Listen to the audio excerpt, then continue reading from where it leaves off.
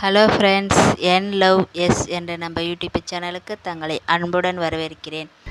ஒரு வீட்டில் நடந்த சில அமானுஷமான நிகழ்வுனால அந்த வீடே பாழடைஞ்சு போன சம்பவத்தை பற்றி இந்த வீடியோவில் பார்க்கலாம்.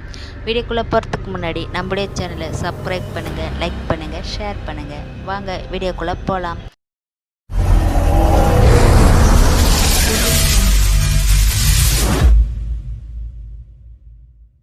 இந்த சம்பவம் யாருக்கு எங்கே நடந்துச்சு அப்படின்னு பார்த்தீங்கன்னா, திண்டிவனம் அருகே இருக்கிற ஒரு கிராமத்தில் இருக்கும் கமலான்ற எங்களுடைய அத்தைக்கு தாங்க அந்த சம்பவம் நடந்துச்சு. இந்த கமலான்றவங்க அவங்களுடைய ஹஸ்பண்டு மற்றும் அவங்களுடைய 2 பசங்க, இவங்க 3 பேரும் சென்னையில் ஒர்க் பண்ணுற காரணத்தினால இந்த கமலா மட்டும் தனியாக ஒரு வீட்டில் இருந்துட்டு வந்திருக்காங்க. பொதுவாக கிராமங்களில் இந்த வேலையெல்லாம் முடிச்சுட்டு ஃப்ரீயாக இருக்கிற டைமில் பக்கத்து வீட்டில் இருக்கிறவங்க கூட போய் உக்காந்து கதை பேசுவாங்க. இது ஒரு வழக்கமாக அங்கே நடக்கும். இவங்க இவங்க வீட்டுக்கு வருவாங்க, இவங்க அவங்க வீட்டுக்கு போவாங்க. இது போல் கதை பேசிகிட்டு இருப்பாங்க. இப்படி ஒரு நாள் என்ன ஆச்சு அப்படின்னு பார்த்தீங்கன்னா, இந்த பக்கத்து வீட்டில் இருக்கிற ஒரு பெண் தன்னுடைய 2 வயது குழந்தைய தூக்கிக்கிட்டு இந்த கமலா வீட்டுக்கு உட்காந்து கமலாவும் அந்த பெண்ணும் உட்காந்து கதை பேசிட்டு இருந்திருக்காங்க.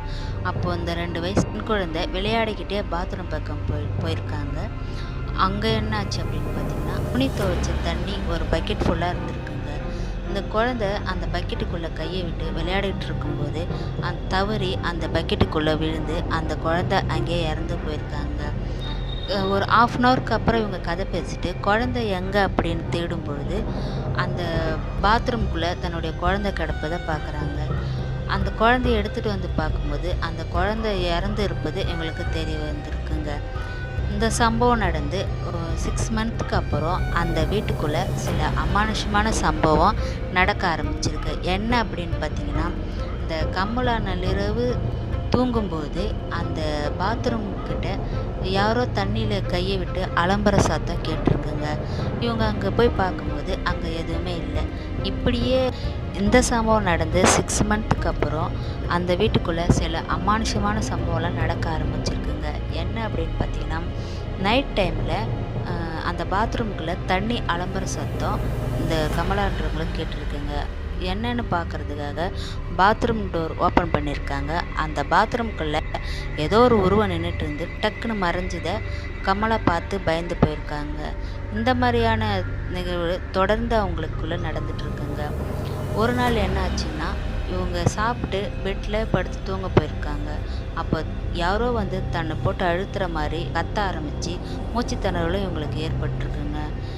இது எதனாலன்னு சொல்லிட்டு யோசிச்சுன்னு இருக்கிற கமலாவுக்கு ஒரு நாள் ஒரு நிகழ்வு நடந்துச்சுங்க.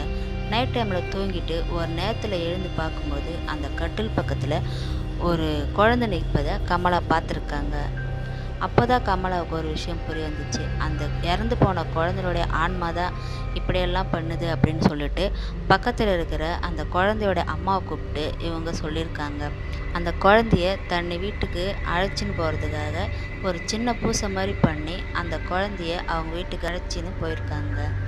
அதுக்கப்புறம் கமலா இந்த மாதிரி சம்பவம் எதுவும் நடக்காது அப்படின்னு சொல்லிட்டு நிம்மதியாக இருந்திருக்காங்க. அந்த நேரத்தில் அவங்களோட பையன் கமலா வீட்டுக்கு வந்திருக்காங்க. அப்போது நைட் டைமில் சாப்பிட்டு அவங்களோட பையன் மொட்டை மாடிக்கு தூங்க போயிருக்காருங்க.